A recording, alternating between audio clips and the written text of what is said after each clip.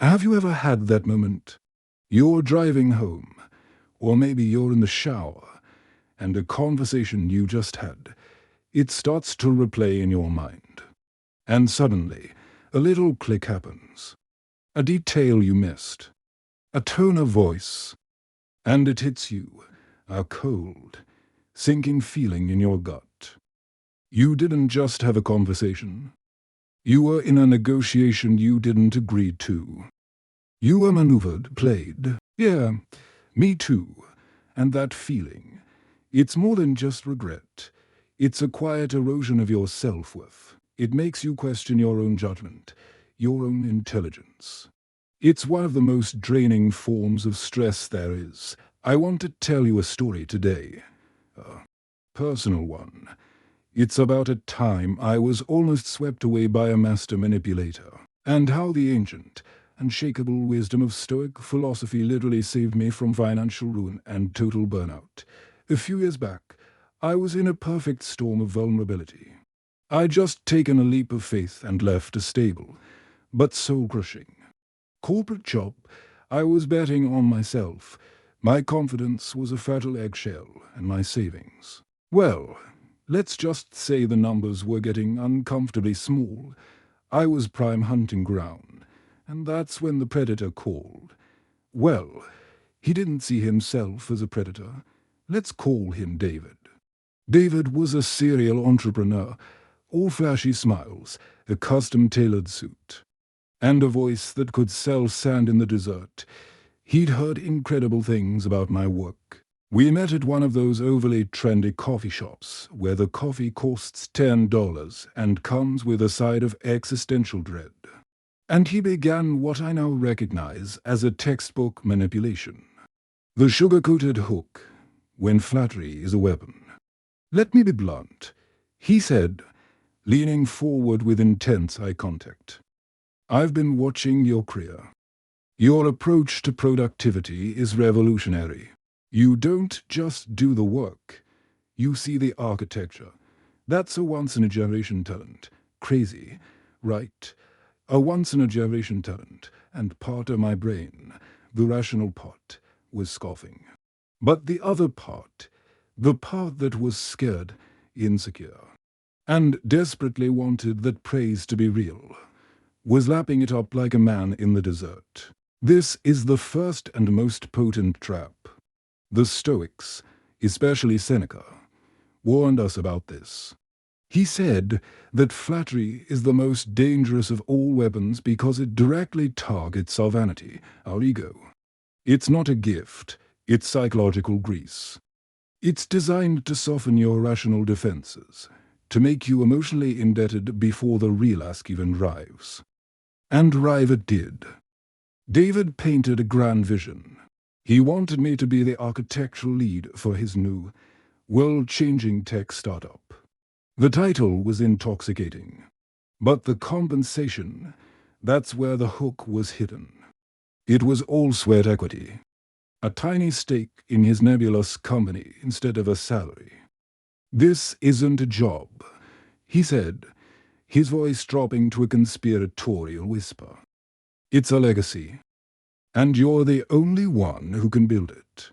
The pressure cooker, manufacturing urgency and pressing buttons. I felt the pull, but a tiny, stubborn part of me held on. It was my fledgling practice of mindfulness. I created a sliver of space. David, I said, this sounds incredible. I need a week to think it over, and I'd love to see a detailed business plan. Now, here's the twist. The moment I pushed back, the friendly visionary vanished. His smile tightened. The energy in the air shifted from invitation to imposition. Look, he said, his tone now laced with a subtle condescension. I have other list players, guys from Silicon Valley, ready to sign on the dotted line. This offer is on the table for 48 hours. I need your passion, your fire. Don't let overthinking rob you of your destiny. Can you feel it? The temperature change. He was executing a classic one-two punch. First, the manufactured scarcity, 48 hours then. The emotional button pressing, questioning my passion and framing caution as paralysis, he was deliberately trying to induce anxiety, to make me afraid of losing an opportunity that never really existed. This is where Stoic philosophy becomes a literal shield. Epictetus, a slave who became a great Stoic teacher, wrote, "If a person gave your body away to any random passerby, you would be furious. Yet you hand over your mind to anyone who comes along, so they may abuse you." Sitting there, I realized I was about to hand over my mind, my peace, my time, my creative energy, to this man's pressure tactic. This was the moment for emotional regulation. This wasn't about being rude. It was about boundary setting. I took a quiet breath and said, "David, I understand you feel urgency. But my process for big decisions requires due diligence. A 48-hour deadline doesn't work for me. If the other players are right for you, you should sign them." The silence that followed was deafening. I had just refused to play my part in his drama. The fog of war, uncovering the hidden picture. He reluctantly agreed to send the business plan. What arrived in my inbox later was a masterpiece of illusion. It was a 50-page PDF full of stunning graphics, buzzwords like synergy and disruption, and massive market-size projections. But when I looked closer, using the Stoic principle of looking at things as they are, not as they are described, the cracks were everywhere. The proprietary technology was vaguely described. The financials had no clear path to revenue. The experienced team page had stock photos, I kid you not, and bios that were all fluff, no substance. The section on risks was a single, tiny paragraph that basically said, everything might fail. This is the third Stoic principle in action. Beware the hidden picture. Marcus Aurelius, the emperor philosopher, constantly reminded himself to strip away the legend that encrusts things. A truthful person is transparent. A manipulator uses strategic omissions. They hide the inconvenient truths in the shadows, hoping you'll be too dazzled by the light to look for them. But the final, undeniable red flag wasn't in the document. It was in my body. Throughout this entire process, despite the exciting promises and the ego stroking, I had a constant, low-grade sense of dread, a tightness in my chest, a voice in my head that wasn't speaking in words, but in pure feeling, is steady, persistent, no. The wisdom of the gut, your built-in alarm system. The Stoics had a profound respect for this. They didn't call it a gut feeling, but a preconception or an impression. It's your subconscious emotional intelligence working at lightning speed, synthesizing a million data points your conscious mind misses. The micro-expression of annoyance when you asked a tough question. N. The slight tremor of insincerity in the voice. The pressured energy that feels more like a trap than an opportunity. I can still picture that unforgettable moment. It was 2 a.m. I was at my kitchen table, the glow of my laptop illuminating the dark. I had 2 documents open. One was David's eye-catching business plan. The other was a blank document where I'd written the Stoic virtues at the top. Wisdom, courage, justice, temperance. I asked myself, where is the wisdom in signing a contract I don't fully understand? Where is the courage in being pressured into a decision out of fear? Where is the justice in working for a venture that seems fundamentally opaque? Where is the temperance in letting my desperate desire for validation overrule my common sense? The answer was clear. My gut wasn't being irrational. It was being the most rational part of me. Honoring it wasn't a weakness. It was the ultimate act of self-care and energy protection. The next morning, I sent a simple email. David, I appreciate the offer immensely, but it's not the right fit for me at this time. I wish you the best of luck." I felt a wave of relief so powerful it was almost physical. I had just reclaimed my mind. The aftermath and the deeper lessons. You'll never guess what happened next.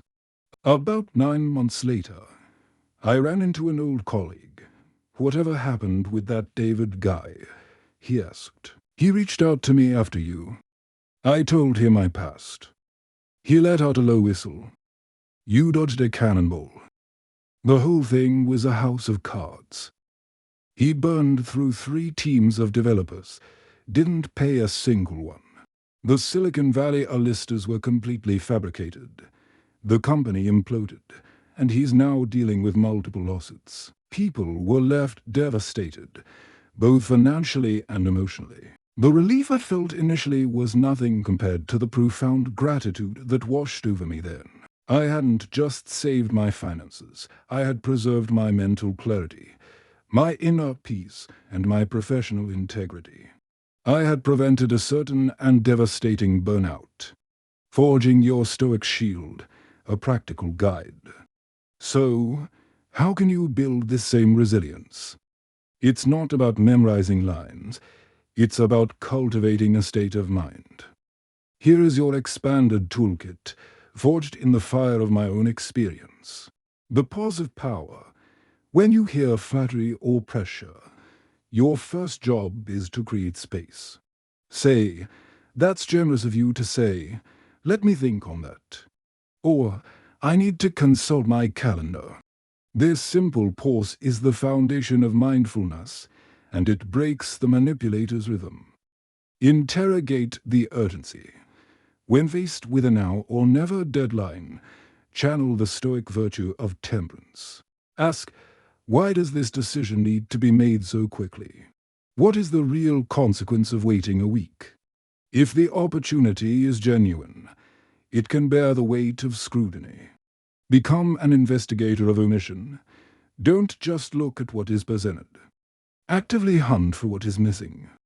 Ask, what are the top 3 risks you're most concerned about? Can I speak to someone else on the team? Walk me through the worst-case scenario. Manipulators crumble under the spotlight of direct inquiry. This is the practice of wisdom. Conduct a virtue check. This was my 2 a.m. lifesaver.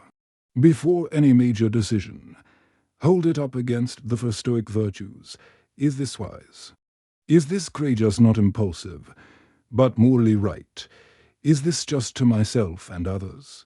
Is this temperate, balanced, and moderate? This framework provides incredible mental clarity. Trust your gut as data. Your intuition is not magical. It's informational. That feeling of unease is a data point. Treat it with respect when it flares up.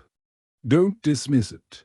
Say to yourself, my intuition is signaling danger. I need to slow down and understand why. This is the peak of emotional intelligence and self-worth. Embrace the digital detox from mental clarity. In our hyper-connected world, manipulative pressures are constant. A regular digital detox, even for an hour a day, isn't a luxury. It's a strategic necessity. It's the quiet space where you can hear your own thoughts again, above the noise of the crowd. The path to unshakable freedom. This journey isn't about becoming paranoid or building walls. It's the opposite. It's about personal growth that leads to true freedom. When you know, deep in your bones, that you can spot the hooks and calmly, confidently step around them. You engage with the world from a place of powerful authenticity. You stop saying yes out of fear and start saying yes out of genuine alignment. You protect your energy, not because you're selfish, but because your energy is the fuel for your purpose. You build a resilience that is not brittle, but flexible and strong. Like a tree that bends in the storm but does not break. You realize that the ultimate goal of Stoic philosophy isn't to control the world, but to command yourself, and in that self-command, you find a confidence and inner peace that no external offer. No flattering word, and no manipulative pressure can ever take away. If this story of navigating the minefield of manipulation resonated with you, if you saw a little of your own David in it, then share this with someone who needs to hear it. Let's build a community of the unmanipulatable. In the spirit of the Stoics, I wish you not just success, but strength. Not just happiness, but unwavering peace of mind. Until next time.